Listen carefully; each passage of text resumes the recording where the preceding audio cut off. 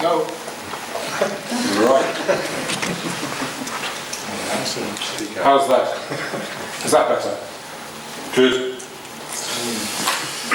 Right.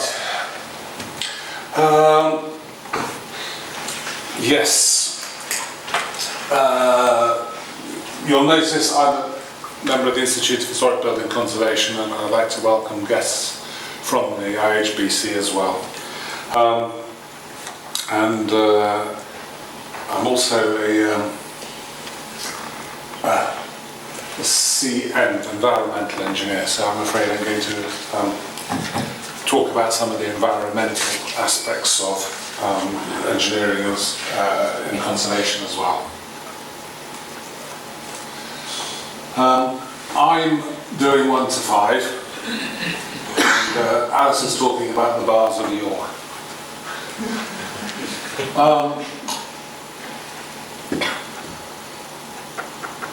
Right, we're working on a lot of castles at the moment. It's all very exciting, but unfortunately quite a few of them are fairly sensitive. So I'm afraid that the number of clips that we're getting on various castles is going to be slightly limited. We have had, I gave a similar talk in London, and this little old lady came out of the audience to big picture of Whitby. I said, I hope you're going to put some slides in of castles of Northumberland, so I had to quickly adjust the talk. And I also had a request that we put some of the Bronze Age stuff in North Yorkshire, and I'm afraid I've left that in for this evening. So we're talking about many jobs, but this is my latest project. See the MG at the bottom here? I'm spending a lot of time trying to do that one. Now we had, to explore the Bronze Age stuff on the North Yorkshire moors, we had a meeting with IHBC, which was fairly well attended. I'm gradually finding out that a lot of people who I thought were locals were actually come from distance and see this. So this is a wall which, I'm not even sure if it is a wall. There was a 90-metre dike that was known about, which is, you can just see the dark patch there, which wasn't that exciting when the bracken was up. And everybody's known about these stones for quite some time. And it was quite fun if one starts to kind of look around in the neighbourhood. You can see here we've got lines of stones here and here. And when you put that together, and the annoying thing is it wasn't me that spotted that these standing stones here are in 2 lines, a double row of orthostatic stones. And those are traceable, the 2 lines going right the way across the moor. Okay, you lose it in the middle here in the bog, but you can feel it going down and down. And then it crops up again over there. So we're on to 800, which is gradually occupying my weekends trying to find out more and more. And here we have Thorniley Society and IHBC helping me. That was 2013. So anybody who's interested, I'm plugging this event on December 13th in aid of Ebola. We're having another guided tour. One of the interesting things about the moors is the number of highways. So for a highway engineer, like myself, these roads were old when the Romans arrived. And this is what I just discovered this weekend. That's a medieval road. And that's just above the Stokesley to Tontine Road. So what I'm saying is, historical stuff for engineers, it's all around us. It's just everywhere you look. I mean, this was a mile from home. So I'm now going to go into a case study, and I know there's some people here from Barnard Castle, which is one of the ones we did, and those finished. Alice was project manager. I tried to bully her into talking on this one as well, but she said she's sticking to York. there was a nasty slip. So you can see that the castle wall has just failed. And you can see it's relatively nasty in itself, but even worse when you can think there's a housing block just beneath.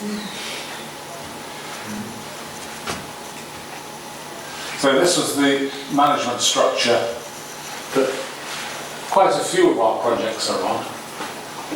So on this particular one, we were, because it's a civil engineering nature, we were appointed on our own type thing. But of course we needed an awful lot of help from various other members.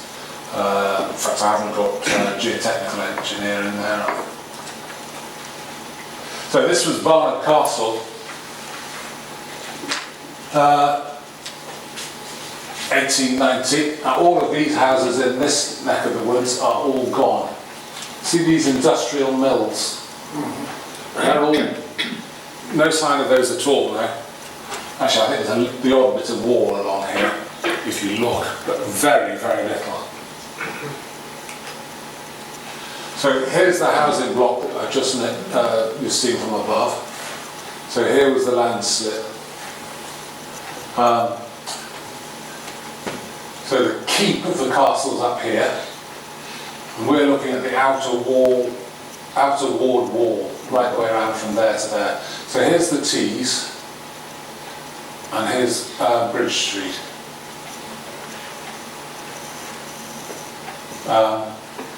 So our clients on this one are the county council, who own the road, the Raby Estate, who own the castle, English Heritage, and bits of it, the Housing Association who own that, I think, contributed to it as well. So there's the castle, this is the whole site, and this is just the southern end of it.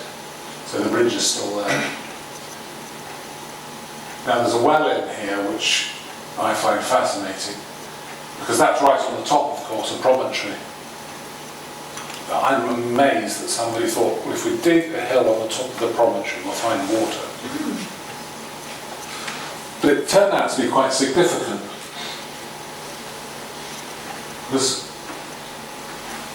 quite a bit of the rock slopes away from this edge, which explains why I've got this sharp escarpment.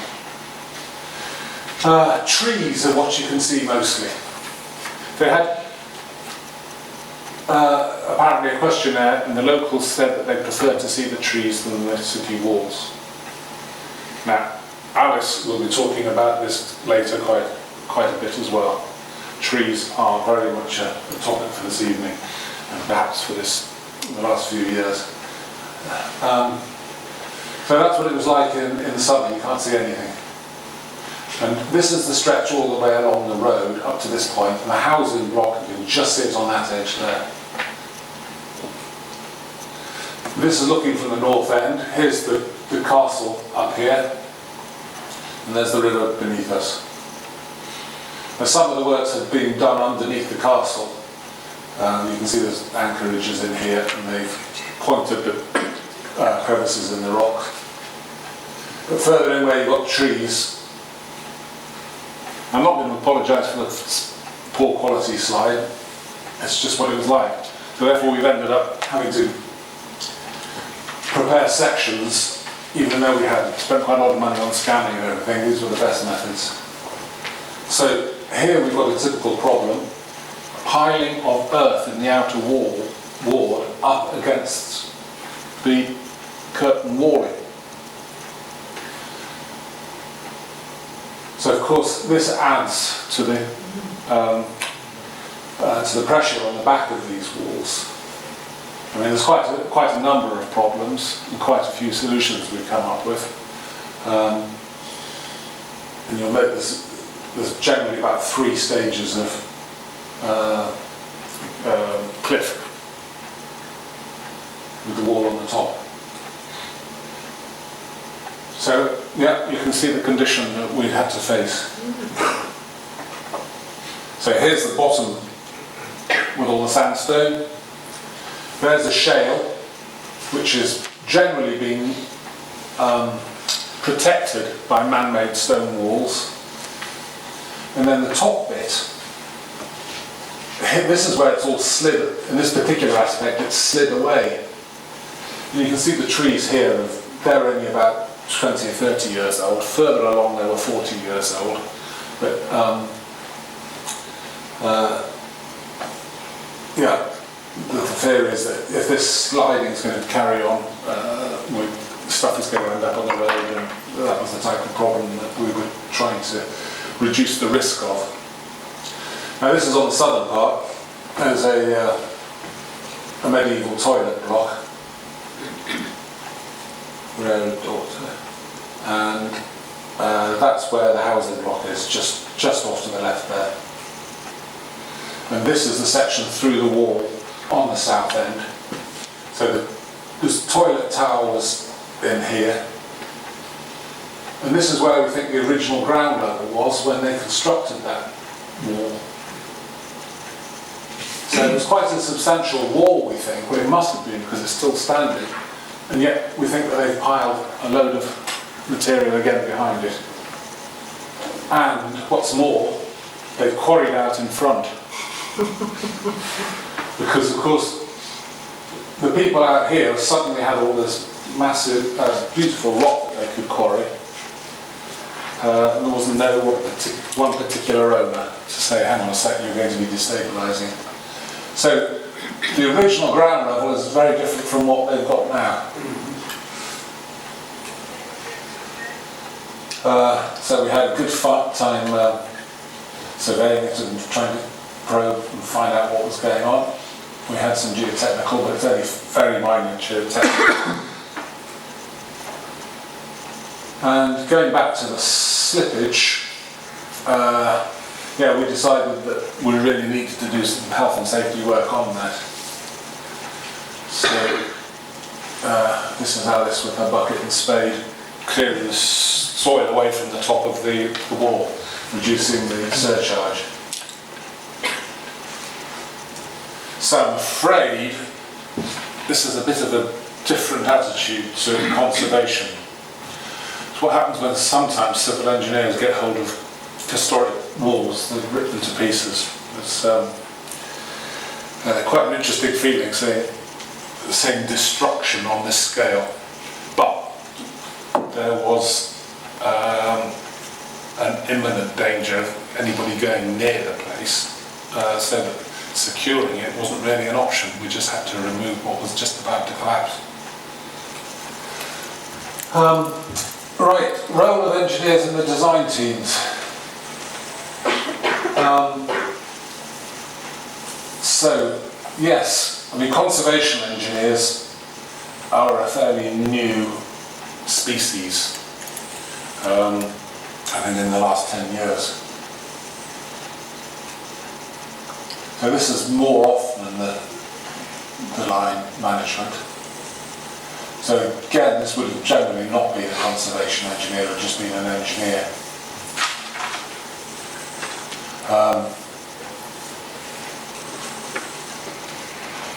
Much of the technology that we use in historic buildings to keep them standing has actually come from the bridges side. I used to work in bridges for highway authorities and on secondment to the councils. So it's been fascinating seeing how the technology that we were using in the bridge works has gradually come across, or not so gradually, rapidly come across and been grabbed at by building engineers and architects to secure historic monuments. There is a worry though that sometimes we're putting in very heavy stuff in very light structures. That might work for the short term but not the long term. Now, one of the interesting things was that I went to an event at the King's Manor, and a lot of very high up architects stood up and said, no, we don't want conservation engineers. We like being able to just call him our friendly engineer. So not everybody's delighted, but there is a species of conservation engineer. Yeah, I mean, one of the briefs I've got a feeling that architects have often said is, oh, could you just come and underpin this building? Or could you come and stick some Syntec anchors into this building? And of course, under those circumstances, you can't really say no, so you just get on and do it. So what I'm saying, and I'm going to be discussing this in the next section, is that that's not really a sensible way. What you should do is try and find out why the building is under stress before you come up with a remedial solution. I'm often coming now across buildings that have been underpinned where they needn't have been underpinned, or they're having distress now because of massive anchors and things that have been inserted.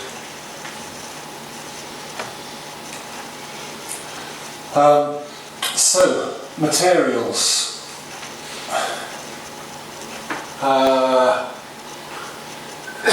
Yeah, we've just got Sam in our office who's just come down today. He's doing a MSc or MEng, and he's looking at historic buildings, and this is one of the statements. He said, well, surely everybody knows what materials we should be using. But it's not that clear cut. This is a gatehouse that we looked at a long time ago. Things happen fairly slowly sometimes. This was being vandalised, and I was project manager, and I made the suggestion that if this building was going to survive for another 500 years, then really it needed to be converted. This was the house of the grandfather of James I of England. And there are plans for the conversion. Now, yeah, my worry is that this high-techy stuff that you'll see here is all that most people will see from below. There's the castle, sorry it's in the mist, but you're going to be seeing the glass top on that once that type of alteration is done. Now, yeah, this is the project that all architects should be copying. It's won a Sterling Prize, for goodness sake. This is where it's at.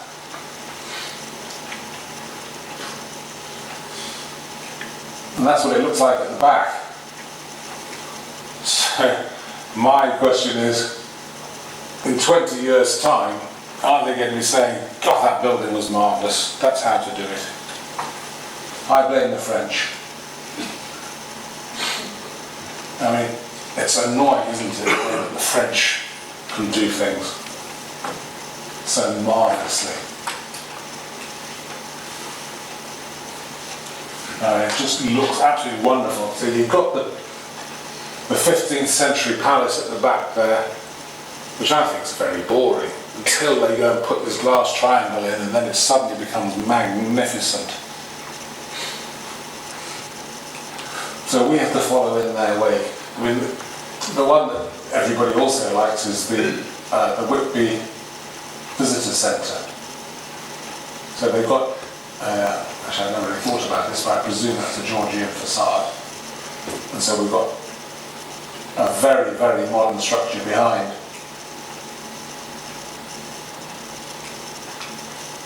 I mean, I've certainly done my time with glass and steel. And this is the French's latest project. That's one that Alice has worked on, and Joe. This is the next one after the Pompidou Centre. Pompidou Centre was very famous because they put all the stairs and things on the outside of the building. This is one you actually can walk up the walls on the outside of this building. It opens next year. I think it might cause a bit of a stir. It's Philharmonie de Paris.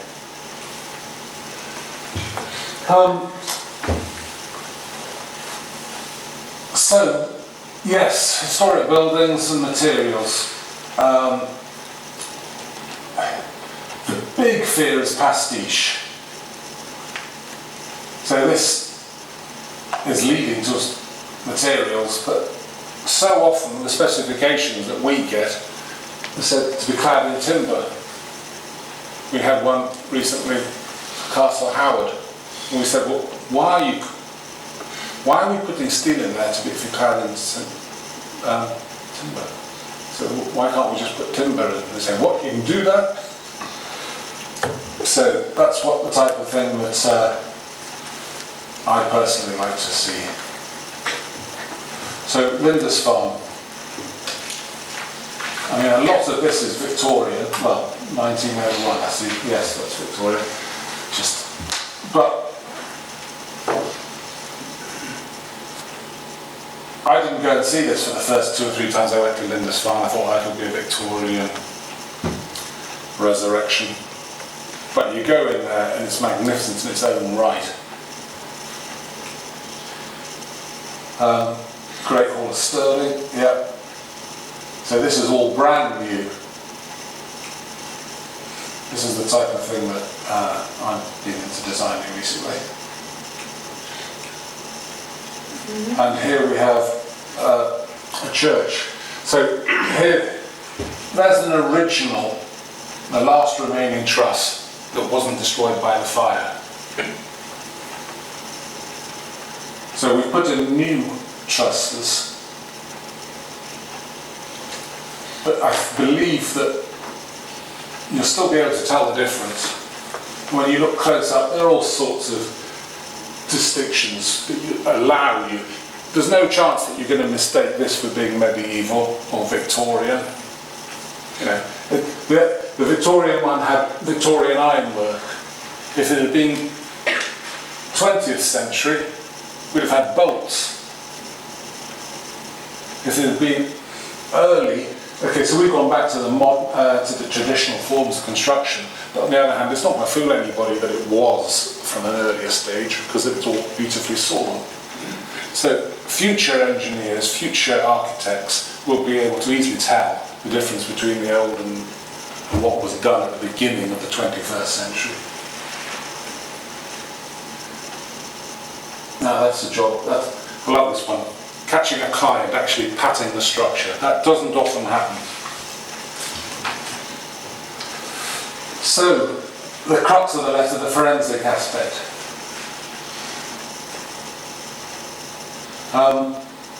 To be able to diagnose and come up with remedial solutions to a building, we really need to know what the cause of the underlying problem. We can't always come up with a decision and analyse and say this is it. We're looking after one castle and we're now on our 2nd year of carrying out investigations. But on the other hand, the stuff that was put in there within the first few months, well, when it was being stitched together, those stitches are now causing major cracking.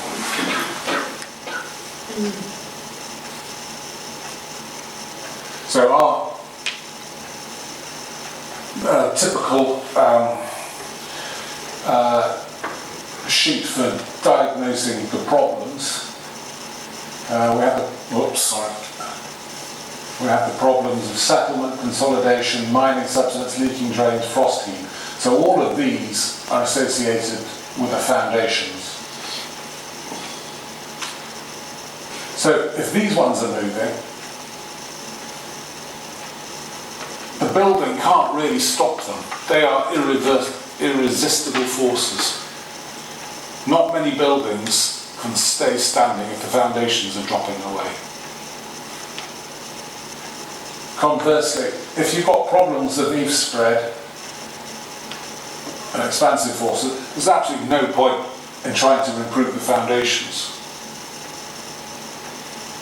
The You'd be surprised how often these have been got wrong, I think, in the past.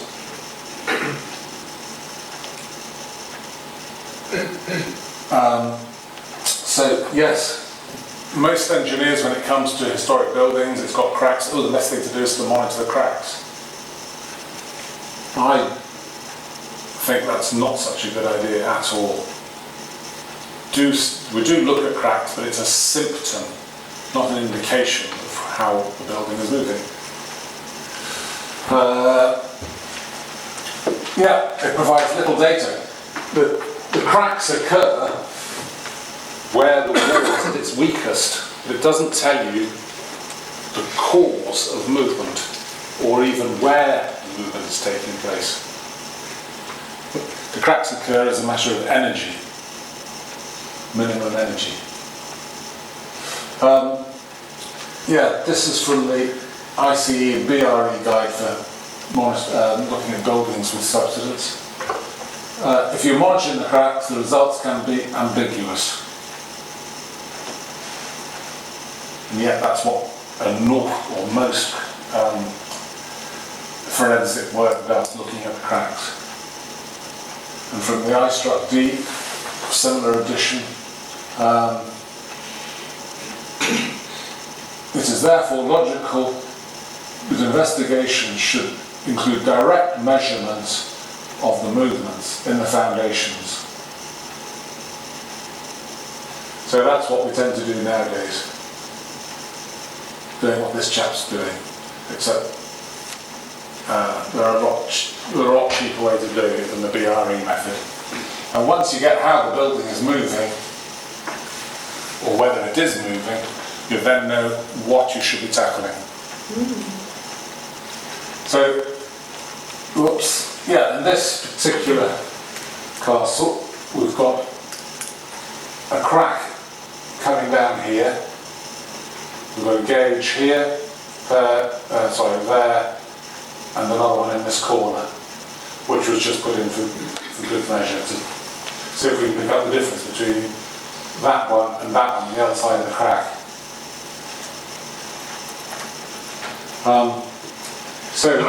Yeah, this crack's been going on for a long period of time, and it's cracking on the other side as well. But when we looked at the results, absolutely gobsmacked, there wasn't movement between the gauge on one side of the crack and on the other. Movement is taking place in this corner, nowhere near the crack. The crack is only there because there's a window there. So there's no way that we could have told by looking at the crack how the building was moving.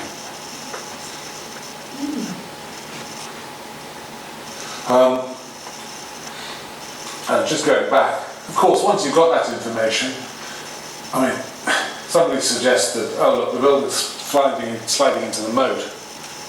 And you didn't think to question that. But of course, as soon as you've got the data that it's the top end slipping, you think, well, of course, the bit in the moat's got probably quite good grounding material. The stuff on the top of the motte has been built by Saxon slaves for the Normans, carrying rubble at the top and tipping it. So of course that's the end that's got poor foundations. Absolutely obvious when you know the answer.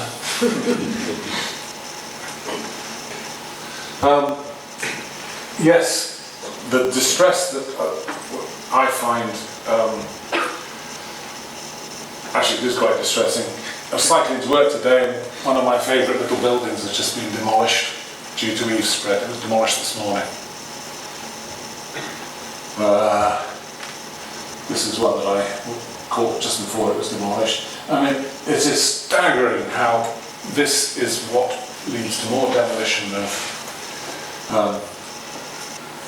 old barns and old buildings and anything. The forces are enormous. Spread.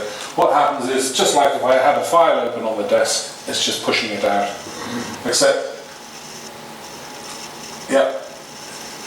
Oh no, sorry, I meant to press that one. Okay, at 45 degrees, you've got a horizontal force of half the way to the file. or half the way to the roof. And at lesser angles, the force gets enormous. This can't be just resisted with ties through the masonry. Masonry cannot resist such forces. So, I have heard engineers who say, oh, it's easy to tell the eave spread. You can see the walls advancing over above you. But that is far too late. Once the walls are leaning out, like in this building, that's a failure in conservation. The time to get this type of problem is when the walls are still vertical and just when the cracks are starting to form.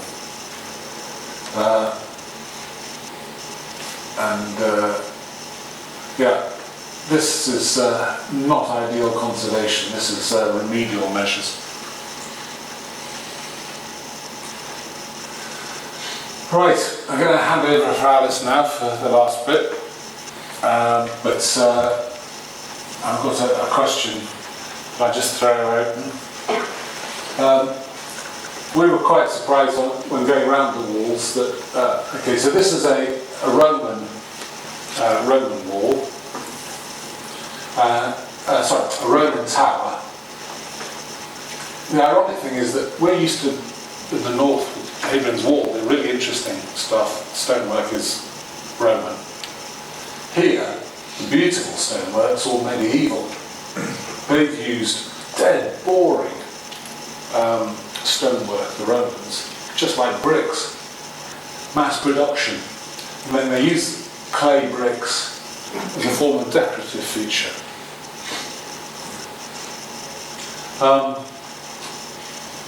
And then on the other side, so this is the north-east, just near in, what's the park? Museum Gardens. Sorry? Museum Gardens. Museum Gardens, thank you.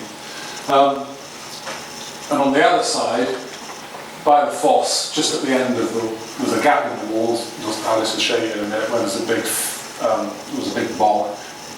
Nobody could advance through that, so they didn't need a wall. So they, for some reason or other, they built a brick tower. And we're saying, well, why in medieval times are there so little brickwork? So you've got brickwork in the Roman times.